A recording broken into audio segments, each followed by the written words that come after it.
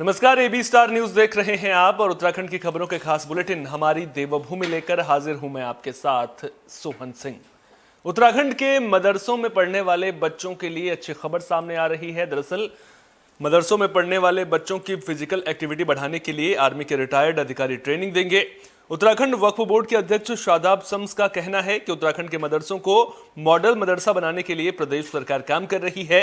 इसके लिए प्रदेश के 4 मदरसों को चिन्हित किया गया है, जिसमें आर्मी के रिटायर्ड अधिकारी बच्चों को फिजिकल ट्रेनिंग देने का काम करेंगे ताकि आगे चलकर मदरसों के बच्चों को आर्मी में जाने का मौका मिल सके। एजुकेशन कमेटी में कर्नल वीएस मलिक को इसकी जिम्मेदारी सौंपी गई है। देखिए, इन मॉडर्न मदरसों में हमने एक एजुकेशन कमेटी में कर्नल वीएस मलिक को जिम्मेदारी दी थी। Colonel VS Malik Gorkha regiment को हेड कर चुके हैं। वो कई अलग अलग लाइंस के ऊपर विदेशों में भी फ़ौज की जिम्मेदारी को संभाल चुके हैं और अभी फ़िलहाल उन्होंने अपनी 2 बेटियों को, ताशी और नोशी को, एवरेस्ट पे चढ़ने में भी वो सबके सामने उनका विषय आया था। उनका भी ये दिल है कि जो बेटियां हैं मॉडर्न मदरसों, उन बेटियों को भी हम ट्रेन करके कैसे देश के लिए, देश की फ़ौज के लिए तैयार कर सके, कैसे हम बच्चों को बचपन से ही उनके अंदर कूट कूट के राष्ट्रवादी विचारधारा को भर सके। तो उसके लिए जो एक्स आर्मी मैन हैं, जो एक्स फौजी हैं, उनको जिम्मेदारी दी गई है फिज़िकल ट्रेनर के रूप में। और मुझे उम्मीद है कि अच्छे फिज़िकल ट्रेनर होंगे, देश के ऊपर जो अपने भाव को, समर्पण का भाव रखते हैं, ऐसे लोगों को ये जिम्मेदारी दी गई है। तो मेरे बच्चों के अंदर भी राष्ट्रवादी विचारधारा कूट कूट के भरी जाएगी और वो भी इस लाइन के ऊपर आगे चलेंगे, तन समर्पित, मन समर्पित और ये जीवन समर्पित। माँ भारती के लिए अपना सर्वोच्च न्यौछावर करने के लिए मेरे मॉडर्न मदरसों के बच्चे भी तैयार रहेंगे। उस दिशा में हम एक ईमानदार कोशिश कर रहे हैं। मुझे उम्मीद है कि आने वाला वक्त बेहतर होगा और हम बहुत पॉजिटिव दिशा में पूरे देश को ये उत्तराखंड मदरसों का, मॉडर्न मदरसों का धामी मॉडल दिखा पाएंगे। लोकसभा चुनाव से पहले दूसरी पार्टियों के नेताओं का बीजेपी में शामिल होने का सिलसिला लगातार जारी है। इसी कड़ी में कांग्रेस के 2 पूर्व विधायकों ने कांग्रेस छोड़कर बीजेपी की सदस्यता ग्रहण की है। बीजेपी प्रदेश अध्यक्ष महेंद्र भट्ट की मौजूदगी में पूर्व विधायक विजयपाल सजवाण और पूर्व विधायक मालचंद के साथ उनके समर्थक बीजेपी में शामिल हुए। बता दें कि विजयपाल सजवाण गंगोत्री से, वहीं मालचंद पुरोला से विधायक रह चुके हैं। देखिए, हमारा कुनवा बढ़ता जा रहा है और जैसा मैं पहले दिन से कह रहा हूं कि दूसरे राजनीतिक दलों के अंदर ऐसे लोग जिनके मनोभाव में ये बात आई है कि देश के विकास के लिए प्रधानमंत्री मोदी जी का समर्थन आवश्यक है, उसका भी धामी जी का विकास कार्य जो लोग प्रभावित हुए हैं, ऐसी बड़ी संख्या में दूसरे दलों के निर्वाचित पूर्व के जनप्रतिनिधि भारतीय जनता पार्टी जुड़ रहे हैं। आज कांग्रेस के वरिष्ठ नेता, कई बार विधायक रहे उत्तरकाशी से, श्री विजयपाल सिंह सजवाण जी ने भारतीय जनता पार्टी सत्ता ली है। इसके साथ साथ पूर्व विधायक हमारे मालचंद जी ने पार्टी की सत्ता ली है और नथीलाल साहब पूर्व जिला पंचायत अध्यक्ष उत्तरकाशी जनपद के, वो बीजेपी में आए हैं। श्रीमती लक्ष्मी तलवाल पूर्व प्रमुख है प्रताप नगर की, वो आई हैं। धर्म सिंह नेगी पूर्व ब्लॉक प्रमुख है, वो आए हैं। अंजनी उनियाल जिला अध्यक्ष महिला कांग्रेस और उनकी सदस्यता हुई है। और इसके साथ साथ गढ़वाली फिल्म के जो पहले हीरो थे, गर्जों फिल्म के, उनके जो हीरो थे कलाकार श्री बलराज नेगी जी, उन्होंने भी आज पार्टी की सदस्यता ली है। देखिए, मेरा नाम अगर कहीं है तो भारतीय जनता पार्टी की वजह से। मैंने 5 चुनाव लड़े हैं, 3 भारतीय जनता पार्टी के सिंबल पे लड़े हैं और 1 निर्दलीय, और गलती से पिछले बार कांग्रेस से। मैंने आज अपने घर वापसी आने के बाद पूरे प्रदेश और देश के नेतृत्व से माफ़ी मांगी है कि मुझसे गलती हुई है। बड़ा परिवार है, गलतियां हो जाती हैं। और मैंने ये भी महसूस किया, आज अध्यक्ष जी ने भी कहा कि भाई सुबह का बुलावा अगर शाम को घर आ जाए, उसको बुलावा भटकावा। मैं आज अपने आप को बड़ा गौरवमय महसूस कर रहा हूं कि आज मैं देश की सबसे बड़ी पार्टी भारतीय जनता पार्टी के एक सदस्य के रूप में सम्मिलित हो रहा हूं। और निश्चित तौर पर पूरे देश में जिस ढंग से माननीय मोदी जी के कुशल नेतृत्व में पूरे देश में एक होड़ जमी है कि भारतीय जनता पार्टी में सम्मिलित होने के लिए। मैं चूंकि इस समय कांग्रेस पार्टी का जो वर्तमान नेतृत्व था और जिस ढंग से कांग्रेस में के संगठन के लोगों के द्वारा के वरिष्ठ साथियों का जो सम्मान नहीं किया गया, वरिष्ठ साथियों की जो उपेक्षा हो रही है, इस सब को देखते हुए मैंने आज कांग्रेस पार्टी से अपना इस्तीफा देकर आज भारतीय जनता पार्टी में एक सदस्य के रूप में सम्मिलित हुआ। और निश्चित तौर पर मेरी कोई आकांक्षा नहीं है, जो भी पार्टी के निर्देश मुझे होंगे, मैं भारतीय जनता पार्टी के लिए एक सेवक के सच्चे सिपाही के रूप में, जिस ढंग से मैंने कांग्रेस में 35 वर्षों तक वहां पर सेवा की है, अब इस वक्त मैं भारतीय जनता पार्टी के परिवार के रूप में मैं सेवा करूँ। देखिए, लोकसभा चुनाव की तारीखों का ऐलान कर दिया गया है। उत्तराखंड में 19 अप्रैल को वोटिंग होनी है। बीजेपी ने सभी 5 सीटों पर प्रत्याशियों के नाम का ऐलान कर दिया है। वहीं कांग्रेस की ओर से अभी भी प्रत्याशियों को लेकर मंथन जारी है। हालांकि कांग्रेस ने 3 लोकसभा सीटों के लिए प्रत्याशियों के नाम की घोषणा की है और नैनीताल और हरिद्वार से किसे प्रत्याशी बनाया जाएगा, इसको लेकर कांग्रेस के वरिष्ठ नेताओं का मंथन लगातार जारी है। कांग्रेस के प्रदेश उपाध्यक्ष मथुरा दत्त जोशी ने कहा कि प्रत्याशियों की लिस्ट फाइनल हो गई है और दिल्ली में बैठक के बाद उनके नामों पर औपचारिक मुहर भी लग जाएगी।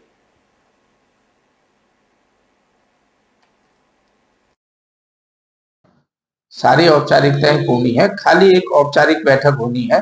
उस बैठक के बाद आप देखिएगा कल शाम तक कांग्रेस के उम्मीदवारों की घोषणा हो जाएगी। क्या लगता है सर, कौन उम्मीदवार है? देखिए, जब तक लिस्ट नहीं आती तब तक कुछ बोल पाना उसमें तो बड़ा कठिन है, लेकिन इतना जरूर कह सकता हूं कि उम्मीदवारों का चयन हो गया है और अंतिम सूची तैयार है। केवल सीसी की बैठक में उसमें औपचारिक घोषणा होनी बाकी है।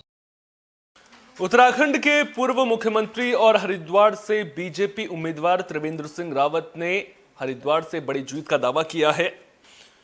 उन्होंने कहा कि जीतने वाले का भी रिकॉर्ड बनेगा और हारने वाले का भी रिकॉर्ड बनेगा। रिकॉर्ड वोटों से हारने वाले की हार होगी। प्रदेश के मुख्यमंत्री पद से हटने के बाद त्रिवेंद्र सिंह रावत पिछले लंबे वक्त से सक्रिय राजनीति में नजर नहीं आ रहे थे। ऐसे में उनके राजनीतिक करियर को लेकर लगातार सवाल उठ रहे थे। अब एक बार फिर से पार्टी ने उन पर भरोसा जताते हुए उन्हें लोकसभा चुनाव में उम्मीदवार बनाया है। त्रिवेंद्र सिंह रावत का कहना है कि इस बीच उन्होंने काफी कुछ सीखा और समझा है। इतना ही नहीं, उन्हें आत्ममंथन करने का भी काफी मौका मिला है। अब वनवास तो ऐसा हो गया कि लोग आप थोड़ी देर के लिए यहाँ से नाराज हो जाएंगे तो बोले वनवास से आ गए क्या? तो ऐसा कुछ नहीं है। मैं समझता हूँ कि ये कालखंड ऐसा था कि एक आत्मनिरीक्षण भी होता है और समझने का भी मौका होता है। अगर राम राज्य की हमने कल्पना की है, हमारे देश में अगर राम राज्य की बात की गई है, तो भगवान राम ने 14 वर्षों तक जो वनवासियों के साथ वनों के बीच में, प्रकृति के बीच में जो कुछ सीखा, वो आज राम राज्य का उदाहरण दिया जाता है। तो मैं समझता हूं कि मुझे बहुत कुछ सीखने को मिला इस दौरान और उसका अनुभव आने वाले समय में मैं दे सकूं। लोकसभा चुनाव की तारीखों के ऐलान के साथ ही आचार संहिता लागू हो गई है। प्रशासन भी चुनाव को लेकर मुस्तैद नजर आ रहा है। चमोली में भी चुनाव को लेकर प्रशासन ने तैयारियां पूरी कर ली हैं। जिला निर्वाचन अधिकारी हिमांशु खुराना ने बताया कि निर्वाचन आयोग के निर्धारित कार्यक्रम के मुताबिक राज्य में 20 मार्च 2024 को अधिसूचना जारी की जाएगी।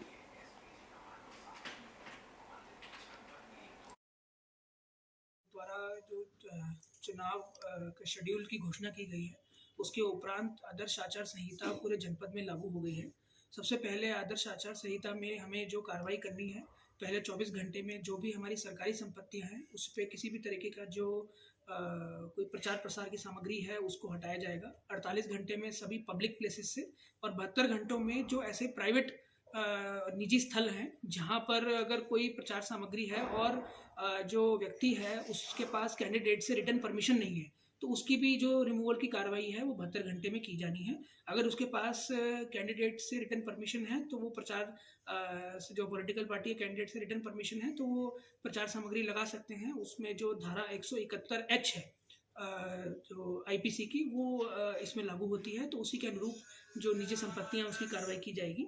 इसके बाद एक हमारा सेक्शन 127 जो धारा उसकी एक है रिप्रेजेंटेशन ऑफ पीपल एक्ट की, उसमें जो भी कैंपेन मटेरियल होगा, जो पैम्फलेट होंगे, पोस्टर होंगे, उसमें ये अनिवार्य है कि जो उसका प्रिंटर है जो उसको प्रिंट कर रहा है प्रिंटर जो है वो अपनी डिटेल और अपने उसमें जो सारे एड्रेस और फ़ोन नंबर उसमें डालेगा। अगर इस तरह की डिटेल वो नहीं डालते हैं तो उस प्रिंटर के विरुद्ध आरपीए एक्ट में कार्रवाई का भी उसमें प्राविधान है। तो ये सभी को हमने सभी जो ऐसे हमारे प्रिंटर्स हैं, पब्लिशर्स हैं, उनके साथ हमने मीटिंग करी है, पॉलिटिकल पार्टीज के साथ भी मीटिंग करी है, उनको भी अवगत कराया है। तो इस तरह की जो भी हमारी कैंपेन मटेरियल होगा उसको इसका कंप्लायंस करना ज़रूरी होगा। द्वारा चुनाव को लेकर अल्मोड़ा में भी प्रशासन मुस्तैद नजर आ रहा है। प्रशासन का पूरा फोकस शांतिपूर्ण और निष्पक्ष चुनाव कराने पर है। जिला निर्वाचन अधिकारी विनीत तोमर ने बताया कि सभी बूथों के लिए पोलिंग पार्टियों की सुरक्षा बलों को तैनात किया जाएगा, जिसके लिए सभी तैयारियां कर दी गई हैं। साथ ही उन्होंने कहा कि सभी बैनर पोस्टरों को तत्काल हटाने का निर्देश दिया गया है और धारा 144 को भी लागू कर दिया गया है। जिले में मतदान बढ़ाने के लिए प्रचार प्रसार किया जा रहा है। चुनाव बहिष्कार वाले इलाकों के लिए मुख्य विकास अधिकारी के नेतृत्व में टीम गठित कर उनकी समस्याओं का समाधान किया जाएगा। कंट्रोल रूम में सोशल मीडिया को भी मॉनिटर कर रहे हैं, हम जो है फेसबुक वगैरह को भी मॉनिटर कर रहे हैं, प्रिंट मीडिया को भी मॉनिटर करेंगे, इलेक्ट्रॉनिक मीडिया को भी मॉनिटर करेंगे। और उसके साथ साथ हमने बैंकों को निर्देश निर्गत किए कि किसी प्रकार की ट्रांजैक्शन होती है और संदिग्ध पाई जाती है तो उसको रेगुलर मॉनिटरिंग करेंगे, आदेश निर्गत करेंगे। इसमें कुछ प्रतिबंध रहेंगे जो हमारे आदर्श आचार संहिता के दृष्टिगत किस प्रकार से जिसको किस तरह से व्यवहार करना है, उसमें कुछ रेस्ट्रिक्शंस रहेंगे, उनका पालन किया जाएगा। और किसी भी प्रकार ये हमारी जो 3 धाराएं हैं, एक हमारी नेशनल एक्सपेंडिचर से रिलेटेड, ये हमारी प्रिंटिंग से रिलेटेड और दूसरी हमारी एक्सपेंसिव ऑफ अकाउंट से रिलेटेड। तो ये तीनों धाराओं के बारे में मैं सभी जो हमारे जनपद के जितने भी लोग हैं सबको अवगत कराना चाहता हूँ कि इन बातों का विशेष ध्यान रखें। प्रेशर पथ या जनता के उपयोग के लिए काम आती है उसका रहेगा और अगले 72 घंटे में हमारा जो प्राइवेट प्रॉपर्टीज है उसका रहेगा।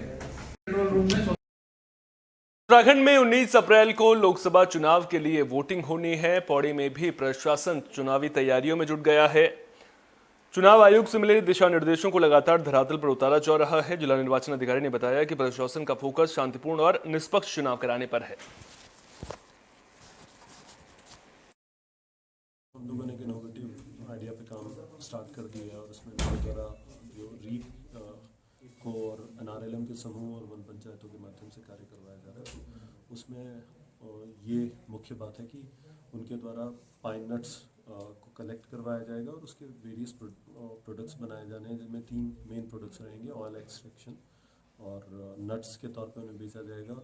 जो बचा हुआ ऑयल एक्सट्रैक्शन के बाद में बचा हुआ रेजिडुअल पार्ट होगा उसको हम लोग किसी न किसी बेकरी आइटम प्रयोग में लाएंगे। तो इससे 2 महत्वपूर्ण फायदे होंगे। एक तो पर्यावरण संरक्षण में हमें जो मदद मिलेगी, वो एक फॉरेस्ट फायर के लिए पाइन कोन एक मेजर रीज़न होता है, तो उस पर भी हमें मदद मिलने की पूरी आशा है। सिमिलर लाइन पे हमारे को ग्रामीणों को सारी परिसंपत्तियों पर से जितने भी राजनीतिक प्रचार से संबंधित सामग्री होती है वो हटवानी होती है। इसी तरीके से 48 घंटे में अन्य सार्वजनिक परिसंपत्तियों पर से और उसके बाद में निजी उनसे हटाना होता है। इसके अलावा जो सरकारी वाहन, सरकारी भवन अथवा सुरक्षा कर्मियों को हटाए जाने से संबंधित कार्रवाई होनी है। इस तरीके के अन्य जो भी प्रिकॉशंस और निर्देश दिए गए माननीय ACI के द्वारा, उन सारी चीज़ों का अक्षरशः पालन करवाया जाएगा। हम लोगों ने देहरादून में 10 विधानसभा सीटें हैं, जिनमें टिहरी लोकसभा के अंतर्गत 7 और हरिद्वार लोकसभा के अंतर्गत 3 विधानसभा सीटें आती हैं। जिला निर्वाचन अधिकारी से मिली जानकारी के मुताबिक देहरादून में 1880 मतदान केंद्र बनाए गए हैं। टिहरी में 1275, जबकि हरिद्वार में 605 मतदान केंद्र हैं। सभी पोलिंग पार्टियों को ट्रेनिंग देने के साथ ही मतदान केंद्रों की भी निगरानी की जाएगी। प्राइवेट और सरकारी प्रॉपर्टी से प्रचार सामग्री को हटाने के लिए 24 से 72 घंटे का समय दिया गया है। इसके साथ ही आचार संहिता के दौरान 50,000 रुपए से अधिक की धनराशि लेकर चलने पर इसके लिए प्रूफ भी रखना होगा।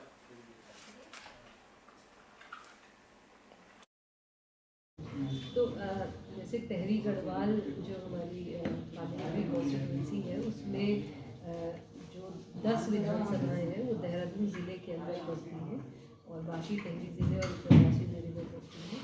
तो हमारी जो 10 विधानसभा है उसमें से 3 विधानसभाएं जो हैं वो हरिद्वार कॉन्स्टिट्यूंसी में पड़ती हैं और 7 जो है वो टिहरी गढ़वाल कॉन्स्टिट्यूंसी में पड़ती हैं।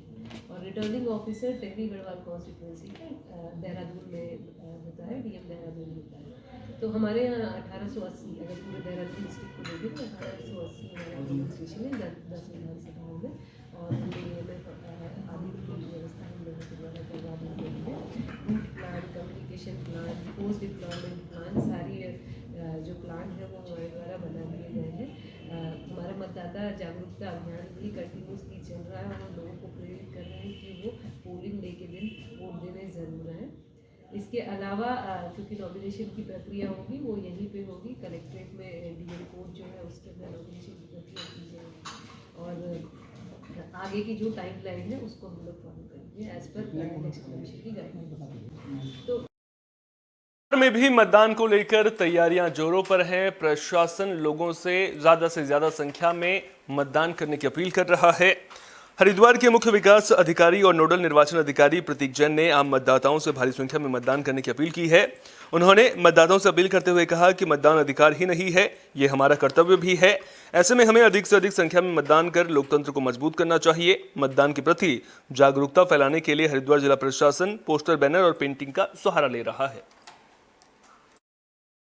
मतदान के लिए जो हमारा बहुत वृहद स्तर पर कार्यक्रम चलता है, जो स्वीप के नाम से जाना जाता है, SVEEP, आप सबको बताना चाहूँगा कि ये जो कार्यक्रम है पूरे देश भर में इलेक्शन कमीशन ऑफ इंडिया द्वारा ही चलाया जाता है और जनपद स्तर पर मुझे ही मुख्य विकास अधिकारी को ही इस पूरे कार्यक्रम का नोडल ऑफिसर बना रखा है।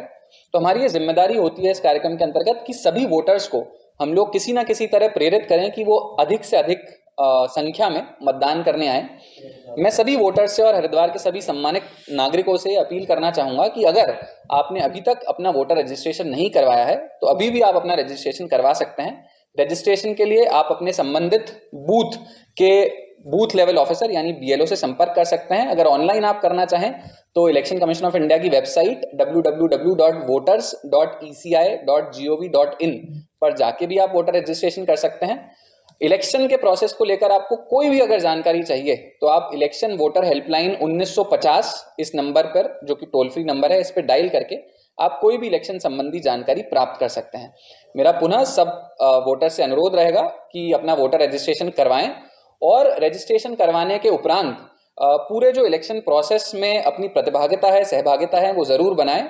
और जब इलेक्शन डे जब भी डिक्लेयर होता है तब मेरा फिर से अनुरोध रहेगा सबसे कि ज्यादा से ज्यादा संख्या में सब लोग इलेक्शन करने, अपना वोट डालने जरूर आए। बुलेटिन के आखिर में बात तो श्रीनगर की। श्रीनगर से सड़क हादसे की खबर सामने आ रही है। दरअसल श्रीनगर पौड़ी रोड पर खंडहा के पास एक बाइक हादसे का शिकार हो गई। हादसे में बाइक सवार 2 युवक घायल हो गए, जिन्हें पूर्व छात्र संघ अध्यक्ष अंकित नौटियाल और सेवादल के कार्यकर्ता मनीष वाल्मीकि ने अस्पताल में भर्ती कराया। दरअसल दोनों ने पहले 108 नंबर पर कॉल किया था, लेकिन जब एम्बुलेंस नहीं पहुंची तो दोनों अपनी कार से उन्हें अस्पताल ले गए। इस दौरान पूर्व छात्र संघ अध्यक्ष ने 108 सेवा को लेकर नाराजगी भी जाहिर की है। जी, प्रकरण ये है कि हम श्रीनगर से ऊपर की तरफ आ रहे थे, पौड़ी की तरफ, और खंडा से थोड़े से ऊपर 2 लड़कों का बाइक से एक्सीडेंट हुआ है जो रोड के किनारे पड़े हुए थे। और वहाँ पे लोगों की जब भीड़ हमने देखी, हम रुके तो हमने पूछा क्या हुआ है, तो उनकी बाइक स्लिप हो गई थी कंक्रीट में। तो जब उनसे पूछा गया कितना समय हो गया तो उन्होंने कहा 25 मिनट हो गए हैं, एम्बुलेंस को कॉल किया है, लेकिन एम्बुलेंस पौड़ी हॉस्पिटल में उपस्थित नहीं है। और जैसे हम उन्हें अपनी प्राइवेट गाड़ी से हॉस्पिटल तक लाए, हमने देखा हॉस्पिटल में 2 एम्बुलेंस खड़ी हैं। तो इस प्रकार का जो रवैया है एक मरीज के लिए 108 का सेवाएं यहाँ पर उपलब्ध नहीं हो पा रही हैं, एक कदाचित सहनीय नहीं होगी। और स्वास्थ्य विभाग, स्वास्थ्य प्रशासन से हमारी ये अपील रहेगी कि यदि आपके बस के नहीं है स्वास्थ्य ट्रीटमेंट देना, 108 की सुविधाएं उपलब्ध कराना, तो आप ये सुविधाएं बंद कर दीजिए। लेकिन इस प्रकार का रवैया कदाचित सहनीय नहीं होगा। आज उन दोनों बच्चों की वहाँ पर ऐसी स्थिति में जान भी जा सकती थी, जिस कारण उनको बहुत बड़ी क्षति वहाँ पर हो सकती थी। तो इस प्रकार से देखा जा रहा है जिला अस्पताल में 108 की सुविधाएं उपलब्ध होने के बाद भी उनको सुविधाएं नहीं मिल पा रही हैं, जो एक निंदनीय विषय है। बुलेटिन में मेरे साथ इतना ही। अपना बहुत बहुत ख्याल रखिए। देश और दुनिया में तमाम अहम खबरों के लिए देखते रहिए एबी स्टार न्यूज़।